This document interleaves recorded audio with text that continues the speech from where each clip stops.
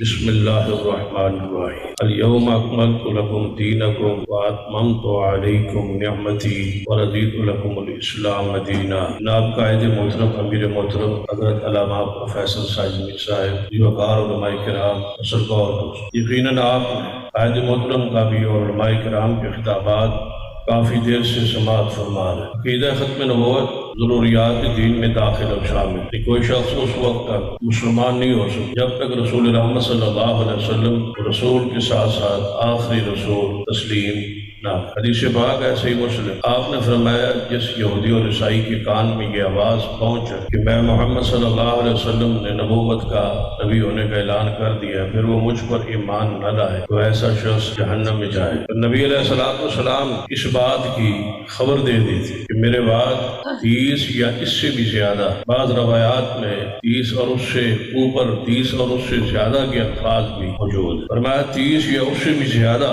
ایسے آئیں گے لوگ جو کہیں گے، دعویٰ کریں گے کہ وہ نبی ہے، جبکہ میرے بعد قیامت تک کے لیے کوئی نبی کوئی رسول نہیں آئے۔ آپ کی نبوت جاری ہے، آپ کی ذات اس دنیا میں موجود نہیں ہے، لیکن آپ کی نبوت موجود ہے، آپ کی رسالت موجود ہے، آپ کی شریعت موجود ہے، اور آپ کی اطاعت اور اتباع پر ہی یہ قیامت تک یہ سلسلہ جاری رہے گا، اور آپ کی اطاعت اور اتباع پر ہی اب جہنم اور جنت کا فیصلہ ہے۔ رسول رحمت صلی اللہ علیہ وسلم نے فرمایا کہ محمد فرق بین الناس، کہ میری ذات ہی ہے جو حق اور باطل کے درمیان فرق کر رہی۔ جس نے میری اطاعت کی وہ جنت میں جائے گا، جس نے میری نافرمانی کی وہ جہنم میں جائے۔ پھر نبی علیہ السلام نے فرمایا ہر بندہ جب فوت ہوتا ہے قبر میں جاتا ہے تو اس سے 3 سوالات، حضرت صدیق سے لے کر آج تک اور آج سے لے کر قیامت تک جتنے لوگ آئیں گے اور دنیا سے جائیں گے قبر پہ، ان سے یہی 3 سوالات ہوتے ہیں۔ تیرا رب کون؟ اور دوسرا سوال یہ ہے من نبی، تیرا نبی کون؟ اگر تو وہ جواب میں یہ بات کہہ دے کہ میرے نبی محمد صلی اللہ علیہ وسلم، یقینا اس کے لیے قبر روشن،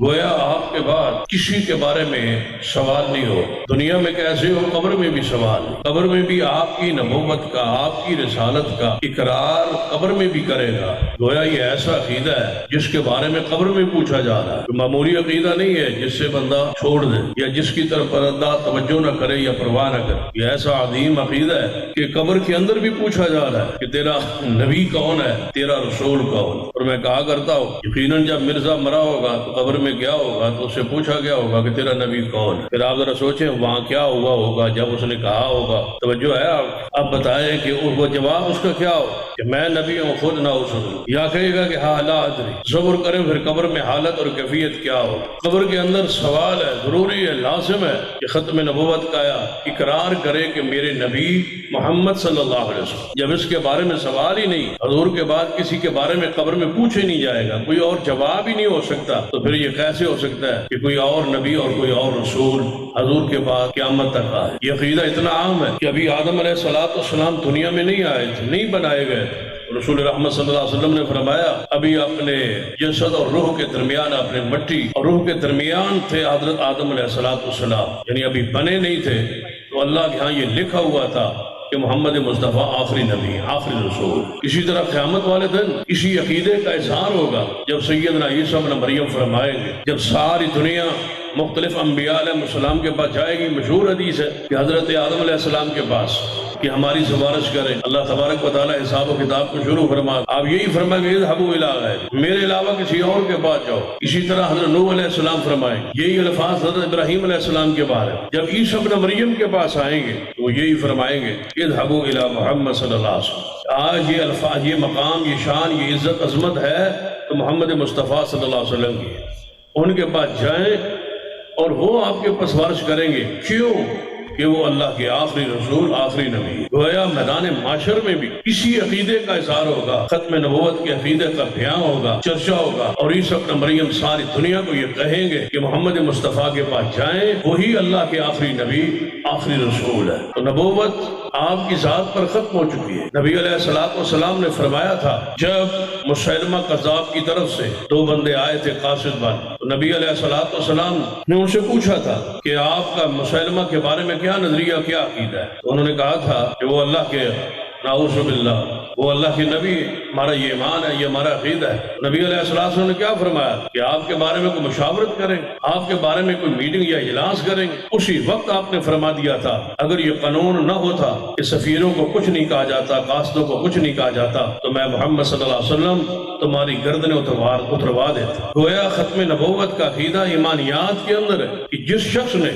نبوت کا حضور کے بعد دعویٰ کی، اس کا دعویٰ اس کے کفر کی اور اس کے ارتداد کی دلیل ہے۔ بلکہ علماء امت نے لکھا ہے کہ اگر کوئی شخص حضور کے بعد دعوی نبوت کرے اور جو بندہ اس کے دعوی نبوت پر اس سے دلیل مانگے، اس نظریے اور اس عقیدے کے ساتھ، ایک ہوتا ہے کہ اس کو لاجواب کرنے کے، اس کی ذلت اور رسوائی کے، اس کے جواب کے لیے، اس کے رد کے لیے دلیل مانگنا، یہ ایمان ہے، یقین ہے کہ یہ جھوٹ ہے، یہ دجال ہے، یہ قذاب ہے، یہ جھوٹ بول رہا ہے، اس کا دعویٰ درست نہیں ہے، اس بنیاد پر دلیل مانگنا تو جواز کی علماء نے لکھا ہے۔ لیکن اگر کوئی اس ارادے اور نیت سے دلیل مانگے کہ ہو سکتا ہے یا یہ جو کہہ رہا ہے کہ میں نبی ہوں، تو اس سے دلیل مانگتے ہیں کہیں یہ ہو ہی نہ، تو دلیل مانگنے والا بھی کافر ہو جاتا۔ دلیل مانگنا بھی کفر ہے جب یہ بات طے ہو چکی کہ حضور کے بعد کوئی نبی نہیں آ سکتا۔ یاد رکھے اہل حدیث کے جوانوں، میں آپ سے گزارش اور ایک سوال کرنا چاہوں اور اسی پر بات میں اپنی اختتام کی طرف لانا چاہوں گا، اس لیے کہ میں نے حق مارا ہے دیو پاکستان حضرت مولانا حافظ یوسف قصوری صاحب، کیونکہ نمبر کے حساب سے اور تشریف آوری کے حساب سے ان کا حق تھا، تو بہرحال یہ سلسلہ ان کے ساتھ میرے ساتھ چلتا رہتا ہے، وہ بھی اکثر حق مار لیتے ہیں، تو میں بھی بعض دفعہ دیگا مشتی ان سے کر لیتا ہوں، ان کے ساتھ ایک خاص عقیدت محبت ہے، اللہ تعالیٰ قبول فرمائے، اگرچہ وہ دل سے مجھ سے محبت نہیں کرتے لیکن میں ان کے ساتھ دل سے کرتا ہوں۔ اللہ تعالیٰ اس محبت میں جس طرح میرے دل میں محبت ہے، اللہ تعالیٰ ان کے دل میں بھی اسی طرح محبت ڈال۔ اسی طرح حضرت پروفیسر عبدالرزاق ساجد صاحب موجود ہے، جو میں نہیں چاہتا کہ خطبہ اعظام کو میری وجہ سے جو ہے زیادہ انتظار کی زحمت جو ہے وہ برداشت کی، مجھ پر پابندی تھی، میں مرکزی جمعیت اہل حدیث سٹی گجرانوالہ کا مشکور ہوں کہ انہوں نے اس پر کوشش کی اور یہ پابندی ختم کروائی، اور میں یہ بھی نہیں چاہتا کہ آج ہی تقریر پر دوبارہ پابندی لگ جائے، اس لیے میں انہی الفاظ پر جو ہے وہ اکتفا کروں۔ جب یہ بات طے ہو گئی کہ محمد مصطفیٰ صلی اللہ علیہ وسلم کے بعد کوئی نبی اور رسول نہیں آ سکتا، یہ ہم نے آپ کو پڑھا دیا، آپ کو سمجھا دیا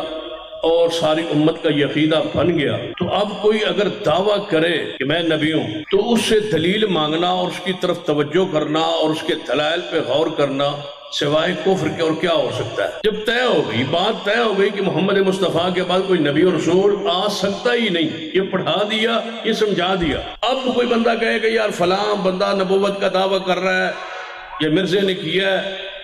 تو ہو سکتا ہے وہ ہو، اس کے دلائل پہ یا اس کی باتوں پہ یا اس کی کتابوں پہ غور کرے، کہیں ہو ہی نہ۔ جب طے ہو چکا کہ محمد مصطفیٰ کے بعد کوئی نبی آ سکتا ہی نہیں، اسی طرح میں آپ سے مخاطب ہوں، ذرا توجہ فرمائیں، جب یہ بات طے ہو چکی اور ہمارے اکابرین، ہمارے علماء، ہمارے قائدین آج تک یہ تقریریں کرتے رہے کہ محمد مصطفیٰ صلی اللہ علیہ وسلم کے سارے صحابہ جنت کے وارث، کیا خیال ہے؟ سارے صحابہ کرام صاحب عادل ہے، صاحب ایمان ہے، جنت کے وارث اور حقدار ہیں، یہ بات طے ہو چکی، بیان ہو چکی، لکھا جا چکا۔ اب کوئی بندہ اٹھتا ہے اور کہتا ہے فلاں صحابی ٹھیک نہیں، فلاں صحابی ٹھیک نہیں، اور آپ میں سے کوئی بندہ توجہ کرے، یہ جو کہہ رہا ہے صحابی ٹھیک نہیں، فلاں صحابی ٹھیک نہیں، فلاں صحابی سے یہ کیا وہ کیا، اس کی باتوں پہ کان دھرے، اس کی بات کو سنے اور کہے کہ ہو سکتا ہے وہ ٹھیک ہو۔ وہ کیسے ٹھیک ہو سکتا ہے؟ جو کہتا ہے محمد مصطفیٰ کے صحابہ ٹھیک نہیں، وہ ٹھیک ہو سکتا ہے؟ رسول اللہ کے صحابہ نعوذ باللہ ٹھیک نہیں اور یہ ٹھیک ہے؟ وہ کہتا ہے صحابہ کو برا کہو اور مجھے اچھا کہو، صحابہ کرام کی تکفیر کرو اور ان کی توہین کرو، تنقیص کرو، اور مجھے مانو کہ میں ٹھیک ہوں، میں صحیح ہوں۔ آج کے اس گئے گزرے دور میں آپ کو ٹھیک کہے اور مصطفیٰ کے صحابہ کو برا کہے، آپ کے خلاف بولیں تو فرقہ واریت ہے، آپ کے خلاف بات کریں تو یہ تشدد ہے، اور صحابہ کرام کے خلاف یہ بات کی جائے تو یہ اسلام ہے اور یہ ان کا حق ہے۔ یاد رکھیے، جس طرح ختم نبوت کے مسئلے کو ہمارے اکابرین نے حل کیا تھا، انشاءاللہ وقت آ رہا ہے اور یہ مسئلہ حل ہوگا، اور توہین صحابہ کے بارے میں جو ناموس صحابہ بل سینٹ سے ہماری جماعت کے قائد ڈاکٹر حافظ عبدالکریم صاحب نے پیش کیا اور منظور ہوا ہے، آپ نے حضرت الامیر صاحب کو اس حوالے سے خطاب قیادت کی، اس حوالے سے کوششیں ہوئی اور وہ منظور ہوا، اور انشاءاللہ وقت آئے گا وہ قانون بن کے رہے گا اور انشاءاللہ صاحب رسول کے دشمنوں پر سزا لاگو ہوتے اپنی آنکھوں سے دیکھیں گے انشاءاللہ۔ طے ہو چکی بات کہ ہر صحابی نبی نہیں، اس طرح نہیں، ہر صحابی نبی، ہاتھوں کو ہلا کر ہر صحابی نبی، ہر صحابی نبی، ہر صحابی نبی 33 باری پڑھو شاباش۔ ہر صحابی نبی، آواز آوے ہے تلبار تک، چوک تک جائے، ہر صحابی نبی، مل کے آواز ہاتھ اٹھا کے ذرا آواز آئے تاکہ اہل اسلام میں اپنے غیرت کا ایمان کا اظہار کریں۔ ہر صحابی نبی، ہر صحابی نبی، ہر صحابی نبی، جو نہ مانے وہ، جو نہ مانے وہ، اللہ تبارک و تعالیٰ اسی عقیدے پر زندہ رکھے، اسی پر موت دے۔ تفصیلی گفتگو انشاءاللہ پھر۔ اقول قولی ھذا واستغفر اللہ لی ولکم ولسائر المسلمین۔